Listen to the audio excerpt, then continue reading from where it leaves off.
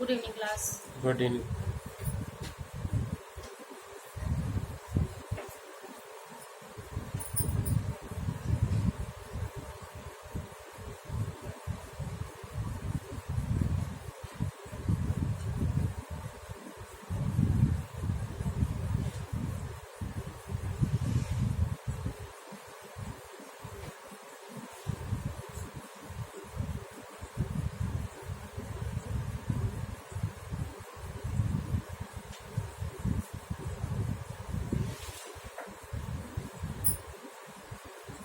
आज मैं आप लोगों से कुछ प्रश्न पूछूंगी और आप लोग उनके उत्तर देंगे। कोई भी बच्चा समूह में उत्तर नहीं देगा, जिससे भी मैं प्रश्न का जवाब पूछूंगी वही प्रश्न का जवाब पूछेगा, उत्तर देगा।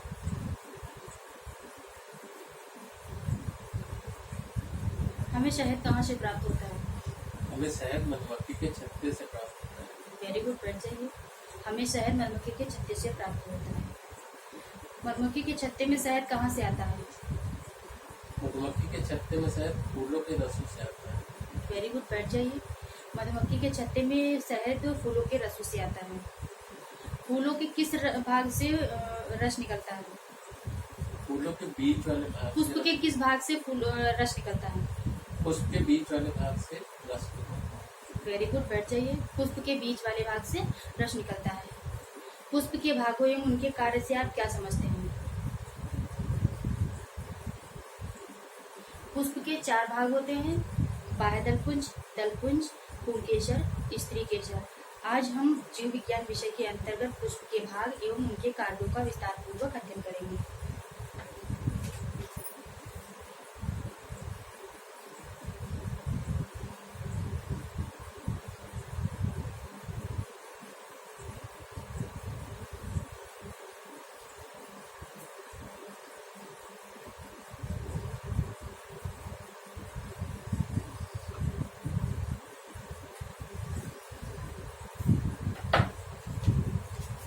इस पुष्प का नाम बताइए।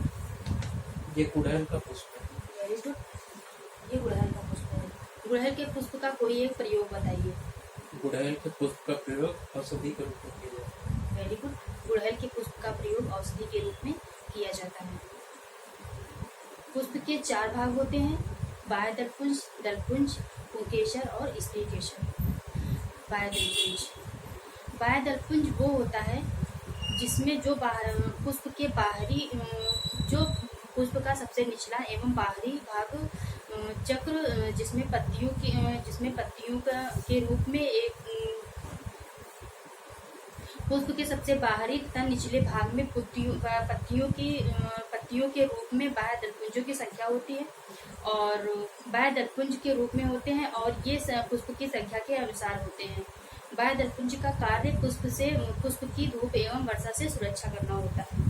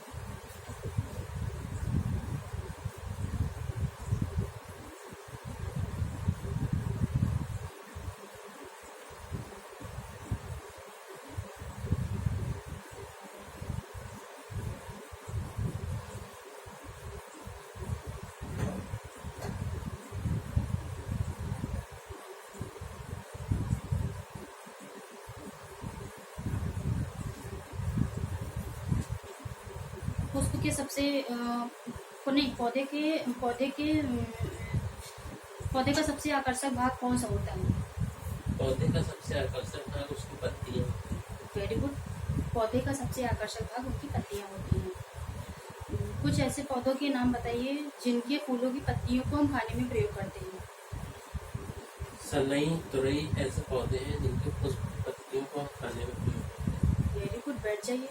सनई और तुरई ऐसे पौधे होते हैं जिनके फूलों की पत्तियों को हम खाने में प्रयोग करते हैं। दलपुंज। दलपुंज वो होता है कि जो बाह्य दलपुंज के भीतर तथा नीचे तथा बाहरी रंगीन पत्रों का एक चक्र होता है जिसे हम दलपुंज कहते हैं। और इनका कार्य होता है रंगीन पत्रों के कारण कीटों को आकर्षित कर परागण में सहायक होते हैं।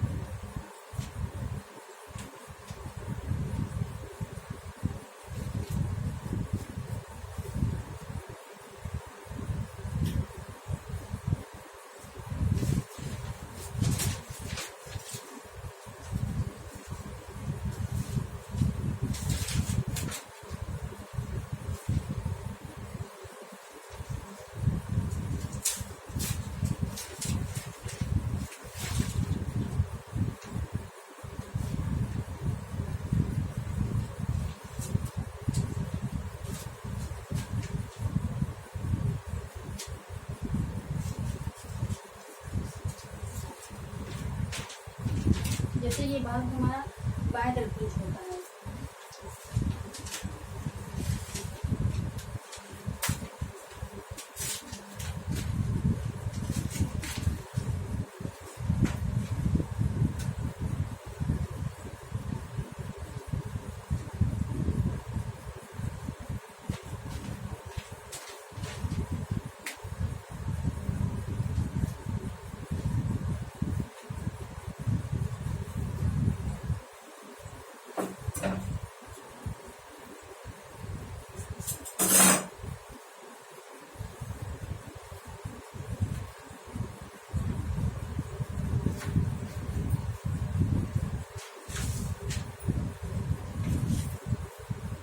ये भाग दलपुंज होते हैं। इनकी जो पत्तियां होती हैं वो दलपुंज होते हैं।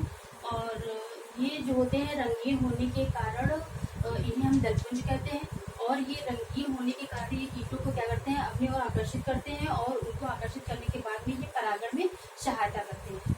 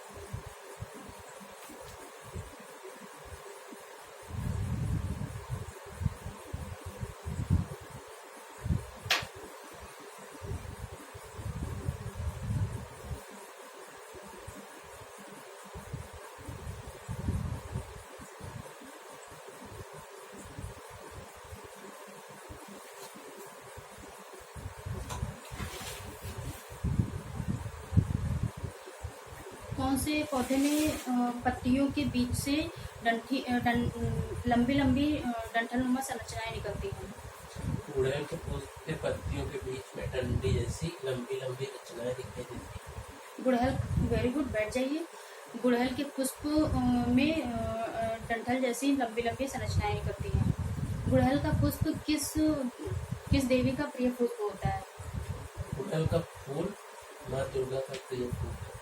वेरी गुड, बैठ जाइए। गुड़हल का पुष्प माँ दुर्गा का सबसे प्रिय फूल होता है। पुंकेसर, यह पुष्प का तीसरा चक्र एवं नर भाग होता है। इसमें इसमें क्या होता है? इसमें लंबी लंबी डंठलनुमा संरचनाएं होती हैं, धागेनुमा संरचनाएं होती हैं, जिन्हें हम पुंकेसर कहते हैं। पुंकेसर के 3 भाग होते हैं। नंबर 1 होता है डंठल जैसा भाग, तंतु होता है। नंबर 2 होता है पराग कोष, डिब्बे जैसी रचना होती है, जिसमें परागकण जो होते हैं वो भरे होते हैं, और जिसमें परागकण भरे होते हैं। और नंबर 3 होता है योजी ऊतक, जिससे पराग कोष जो होते हैं जुड़े रहते हैं।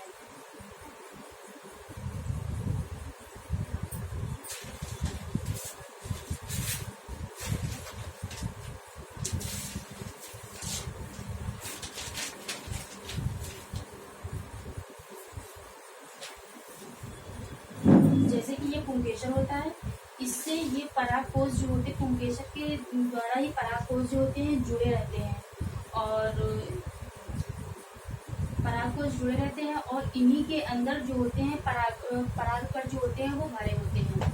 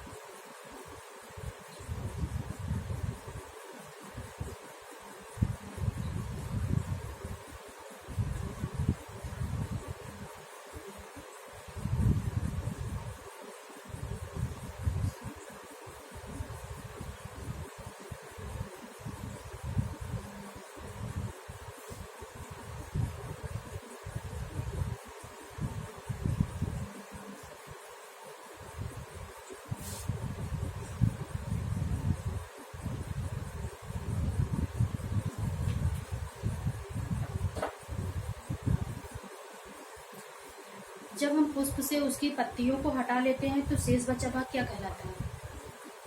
गुलाब के पुष्प से उसकी पत्तियों को हटा देने पर शेष बचे भाग में घुंडी जैसी रचना दिखाई देती है। Very good. जब हम पुष्प के से उसकी पत्तियों को हटा लेते हैं तो शेष बचा भाग जो होता है वो घुंडी नुमा संरचना दिखाई देती है। उस फूली हुई घुंडी जैसी रचना को हम क्या कहते हैं? उस फूली हुई घुंडी जैसी रचना को हम अंडाशय बोलते हैं। जायांग में 3 भाग होते हैं। सी आधार भाग पर उभरी हुई जो घुंडी नुमा रचना होती है उसे हम अंडाशय बोलते हैं, और मध्य में लंबा भाग जो होता है वर्तिकाग्र कहलाता है, वर्तिका कहलाता है।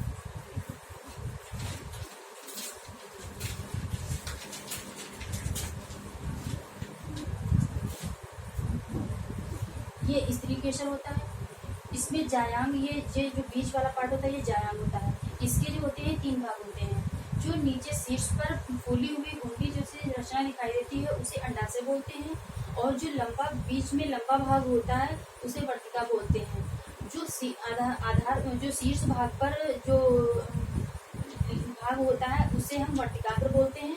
और ये वर्तिका, ये जो होते हैं चिपचिपे होते हैं, इनसे पराकर जो होते हैं आकर के आपस में चिपक जाते हैं।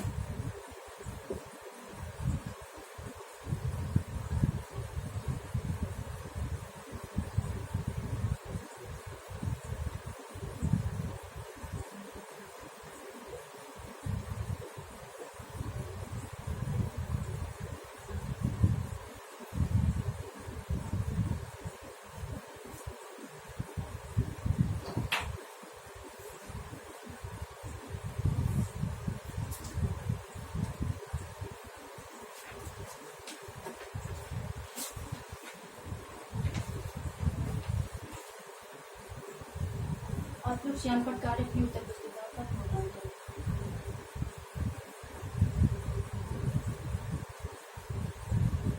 रख कर दूं? रख कर दूं।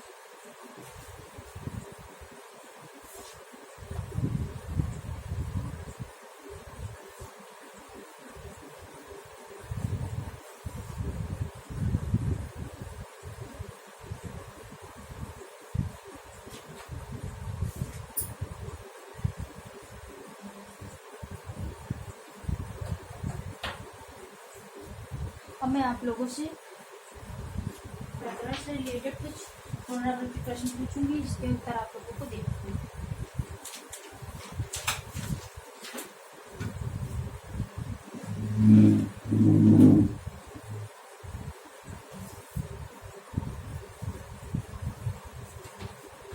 रिक्त स्थान नंबर 1, डैश डैश एवं डैश डैश से पुष्प की सुरक्षा करना।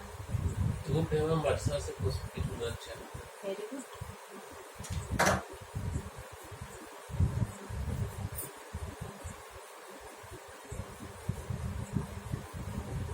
धूप एवं वर्षा से पुष्प की सुरक्षा करना।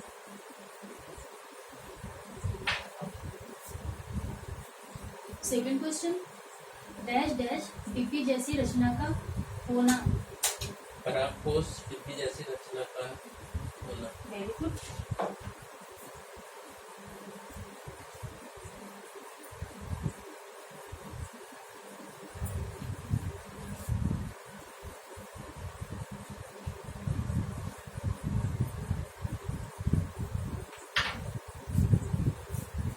सही गलत का चयन करें। पुष्प के 5 भाग होते हैं। ये गलत क्वेश्चन। Very good.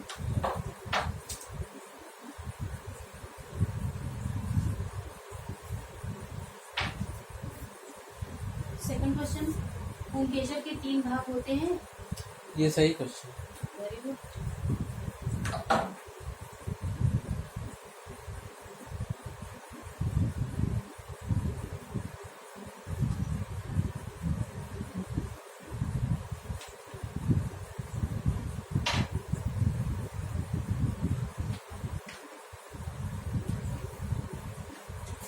अब मैं आप लोगों को परिवेश से संबंधित कुछ प्रश्न गृह कार्य दूंगी, जिससे आप लोगों को घर से करके आना है।